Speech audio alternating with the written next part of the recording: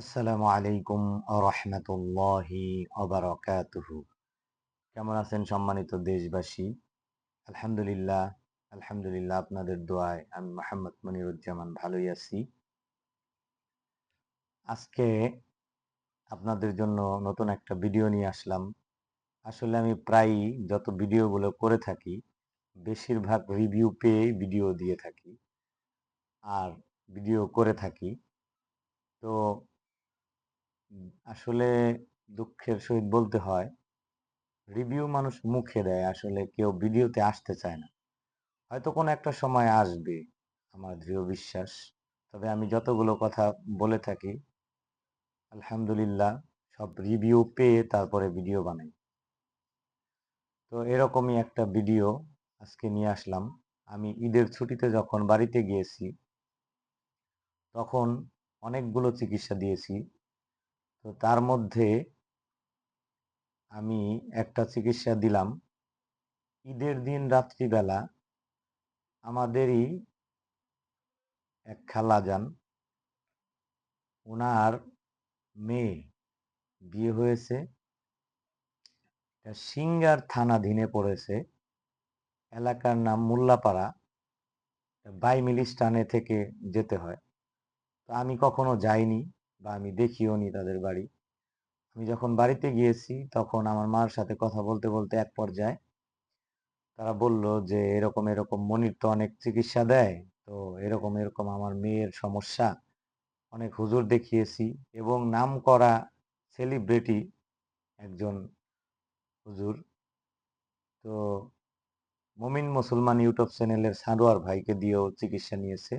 তো ওনাকে বেশ কিছু জিন চালান করে দেওয়া হয়েছিল, উনি ওখান থেকে কিছু জিনকে হত্যা করে দিয়েছে। এরপর মানিকগঞ্জের নাম করা বেলাল হুজুর, ওনাকে দিয়েও চিকিৎসা করিয়েছে। কিছুদিন ভালো থাকে, আবার যেই সেই রকম অবস্থা। তো ইদানিং অনেক বেশি সমস্যা হচ্ছে। তো তার ওই মেয়েটার শাশুড়ি মারা যাওয়ার পর ওনার শাশুড়ির সাথে যে সমস্যাগুলো ছিল এই সমস্যাগুলো এর উপরে দেখা দিচ্ছে। প্রচন্ড ভয় পাচ্ছে একা একাই, এবং তার সাথে মেয়েটার মাকে, যে আমার খালাজান কেউ নিয়ে গিয়েছে, আমার খালাজানেরও সেম সমস্যা হয়েছে।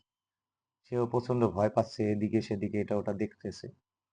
আমাকে যখন ফোনে বলল তখন আমি বললাম আসলে এগুলো তো সময়ের সমস্যা, আর এগুলো ওখানে যেতে হবে, কিছু কাজ আছে, রুকিয়া আছে, পানি পড়া আছে এবং কবচের ব্যাপার আছে। তখন তারা বলতেছে যে তাহলে আপনি আসেন। তা আমি একটা পরীক্ষা নিলাম ফোনের মাধ্যমেই, তখন ধরা পড়লো যে হ্যাঁ, তার সমস্যা আছে। তো আমি বললাম যে আমি আগামীকাল তো রংপুর চলে যাব আমার শ্বশুর বাড়িতে। তো ওনারা বলতেছে যে একটু কষ্ট হলেও আসেন, তো যেহেতু কাছের নিকট আত্মীয়। তো আমি বললাম ঠিক আছে, আমি তো ওই বাড়ি কখনো যাই নাই, চিনিও না, কিভাবে কিভাবে যেতে হবে আমাকে একটু ঠিকানা দেন। তো বললো যে হেমায়তপুর যাওয়ার আগে বাইমিল স্ট্যান্ড পড়বে, সিঙ্গারের আগে, ওখানে নেমে আমাদের ফোন দিলে আমরা নিয়ে আসবো। তা আমি ফজরের নামাজ পড়ে তাদের যখন বাড়ির উদ্দেশ্যে রওনা দিলাম, তো প্রতিমধ্যে এই স্ট্যান্ডে নেমে আসলে নসিব খারাপ হলে যা হয় আর কি, তাদেরকে আমি ফোন দেওয়ার জন্য ফোনটা বের করেছি, নাম্বারও দিয়েছে। ফোন দিতে যাওয়ার পরে দেখি যে আমার ফোনে টাকা আছে কিন্তু বলতেছে মেয়াদ নেই। তখন একটা বিপদে পড়ে গেলাম যে আসলে এটা কিভাবে হয়, তাদের সাথে তো যোগাযোগই করতে পারতেছি না। তো গ্রাম অঞ্চলে অনেক ভোর বেলায় বাজার মিলে। তো যখন একটু হেঁটে হেঁটে বাজারের দিকে এগিয়ে গেলাম বাইমিল, তখন দেখলাম যে কিছু বাজার মিলেছে, কিছু সবজি টবজি, দু একটা দোকানও খুলেছে। ফ্যাক্সি লোডের জন্য চেষ্টা করলাম, সবাই বলতেছে ভাই এত সকালে ফ্যাক্সি লোডের দোকান খুলবে না, এখন সকাল বাজে 6:45, 10টা 11টার আগে খুলবে না। তখন আমি বললাম যে এখন আমি যদি চলে যাই তারাও খারাপ ভাববে, বা তারাও ওদিক থেকে ফোন দিতেছে না, হয়তো তারা ভাবতেছে আসতে একটু দেরি হতে পারে, বা তারা ঘুমে থেকেই উঠে নাই, এরকমও হতে পারে। যাই হোক, পরে একজন দোকানদার ভাইকে অনেক রিকোয়েস্ট করার পর ভাইজানকে বললাম যে ভাই আপনি একটু এই নাম্বার একটু ফোন দেন। আমি বলতে পারতেছি না ডিটেলস, উনি আমাকে জিজ্ঞাসা করতেছে কার বাড়ি যাবেন কি আসে বিষয়, না বলতে পারার কারণে উনি ফোন দিল। ফোন দেওয়ার পরে আমার খালাজান ধরছে। তো ওনাকে বললাম, উনি বলল যে মোল্লাপাড়া। তো অমুকের বাড়ি। ছেলেটার নাম হলো আনোয়ার। তো ওনাকে দোকানদার বলল যে এই যে এদিক দিয়ে আগায়া যান, একটা ব্রিজ পড়বে, তারপর একটু আগায় গেলে পাবেন বাড়িটা। তো আমি হাঁটতে হাঁটতে গেলাম, ব্রিজের কাছাকাছি যেয়ে দেখি আমার খালাজান আসছে। তো আমাকে নিয়ে গেল। সমস্ত কিছু ডিটেলস শোনার পরে তাকে আমি রুকিয়া করলাম। তারপর আমার খালাজান এবং আমার ওই খালাতো বোনটাকে আমি চিকিৎসা দিলাম, কবজ দিলাম, পানি পরে দিলাম, গোসল করার জন্য, খাওয়ার জন্য পানি পরে দিলাম। তো যাই হোক, আলহামদুলিল্লাহ আমি ওনাদের ওখান থেকে খাওয়া দাওয়া করে যখন চলে আসব, তারা আমাকে বলতেছে যে হাদিয়া কিরকম, টাকা পয়সা নেন।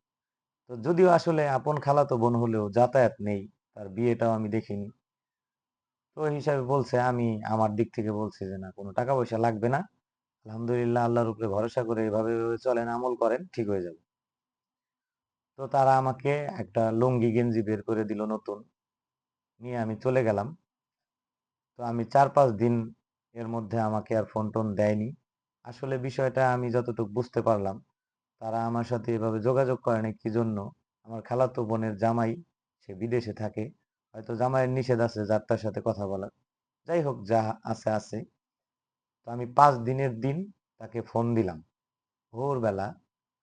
তো সে ফোন রিসিভ করে আমাকে কিন্তু চিনতেও পারে না, আমার নাম্বারটা আমি তাকে ওইভাবে দিয়ে আসিনি সেভ করে। পরে বলতেছে, কে বলতেছেন? আমি বললাম যে আমি মনিরুজ্জামান, আপনাদের যে চিকিৎসা দিয়েছিলাম। বলতেছে, হ্যাঁ, কি মনে করে? আমি বললাম যে আপনাদের তো রেজাল্ট জানলাম না, আমি তো ভিডিও বানাই। বলতেছে যে না, আলহামদুলিল্লাহ আমি এবং মা দুইজনই আর ওইরকম ভয়ও পাচ্ছি না, আমার মিজাজও গরম হচ্ছে না, আলহামদুলিল্লাহ ভালো আছে। তো আমি বললাম ঠিক আছে, তো ভালো থাকবেন, দোয়া করবেন। তো এই যে আল্লাহ তাআলা তাদেরকে ভালো করেছে। এরকম সমস্যা যাদের আছে আমার সাথে যোগাযোগ করবেন এবং আমার ভিডিওগুলো আপনারা দেখবেন, বেশি বেশি শেয়ার করবেন। সবাই ভালো থাকবেন, সুস্থ থাকবেন। আসসালামু আলাইকুম ওয়া রাহমাতুল্লাহি ওয়া বারাকাতুহু।